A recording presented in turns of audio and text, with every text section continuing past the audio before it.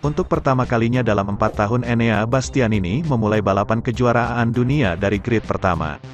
Sayang, keberuntungan tidak berpihak padanya dalam lomba. La Bestia baru saja kembali menyalip rivalnya untuk memperebutkan satu kursi di tim pabrikan Ducati.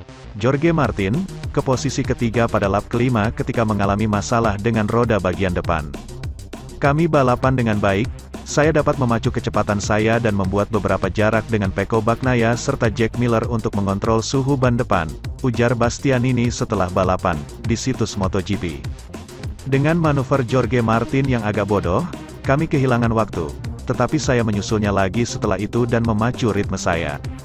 Tetapi saya lalu seperti menabrak sesuatu di permukaan dengan roda depan antara tikungan 9 dan 10, itu membuat pelek rusak. Tekanan udara di ban depan turun dan balapan saya berakhir, itu nasib buruk. Sayang sekali, ketika Anda bisa berjuang untuk podium atau menang. Saya kompetitif dan saya pikir bisa menyamai kecepatan Pecco, Miller dan juga Fabio Quartararo.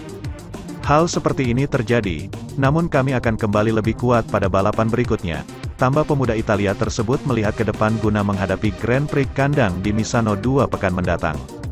Sirkuit Misano juga telah berulang kali disebut-sebut oleh petinggi Ducati sebagai tenggat waktu untuk menentukan siapa pembalap yang bakal mendampingi Pecco Bagnaia dalam tim utamanya pada 2023. Hal ini membuat pertarungan Bastianini dan Martin, dua kandidat yang disiapkan, di Red Bull Ring makin menarik bagi para penggemar. Sayang sekali, itu hanya sempat terjadi sebentar di tahap awal balapan.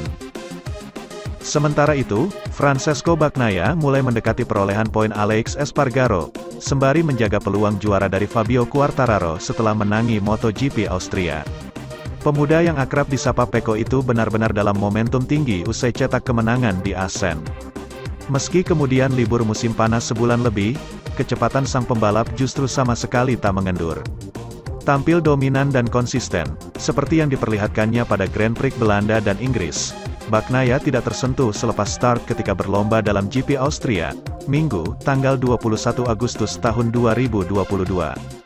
Sempat mendapat perlawanan Jack Miller serta Jorge Martin, bahkan muncul ancaman dari Quartararo, tetapi Bagnaia berhasil melepaskan diri, hingga akhirnya finish pertama di Red Bull Ring dengan keunggulan 0,4 detik. Ini merupakan kemenangan keempat Bagnaia pada musim 2022. Juga merupakan kali pertama Italiano menorehkan hat-trick dalam kiprahnya di kelas Premier sejak debut MotoGP 4 tahun lalu. Bagnaia kini berjarak 12 poin di belakang Espargaro, serta terpaut 44 poin dari Quartararo yang masih kokoh memuncaki klasemen.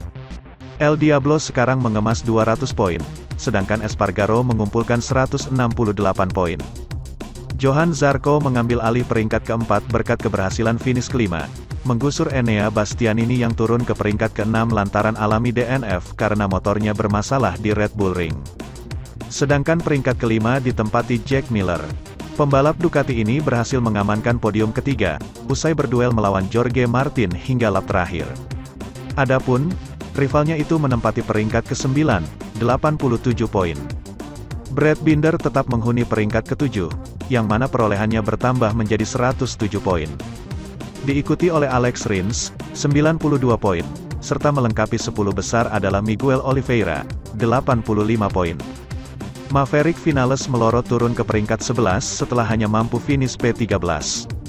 Top Gun mengumpulkan jumlah poin yang sama seperti Oliveira, atau unggul 8 poin saja atas Joan Mir. Pada klasemen rookie, Marco Bezzecchi terus mengantongi pundi-pundi poin berharga. Bez kini memiliki 68 poin untuk peringkat ke-14, rival terdekatnya sesama debutan, Fabio Di Giannantonio, menghuni peringkat ke-20. Seri berikutnya MotoGP 2022 akan digelar di sirkuit Misano World Circuit Marco Simoncelli dalam event bertajuk Grand Prix San Marino pada tanggal 4 September bulan depan.